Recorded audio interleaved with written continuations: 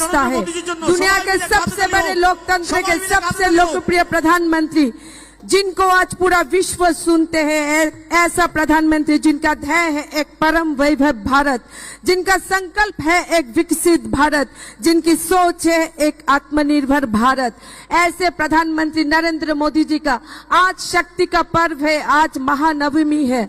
आज माता त्रिपुरा सुंदरी की इस धरा पर भारतवर्ष के यशस्वी प्रधानमंत्री जी को हम हृदय से स्वागत करते हैं। আমি এখন আমাদের মঞ্চে রয়েছেন আমাদের রাজ্যের মাননীয় মুখ্যমন্ত্রী, আমাদের চিরাচরিত ঋষা পড়ি আমাদের প্রধানমন্ত্রীজিকে বরণ করে নেওয়ার জন্য অনুরোধ করছি। আমাদের মাননীয় প্রদেশ সভাপতি পুষ্পস্তবক দিয়ে আমাদের ভারতবর্ষের যশস্বী প্রধানমন্ত্রীজিকে বরণ করে নেওয়ার জন্য আমি অনুরোধ করছি।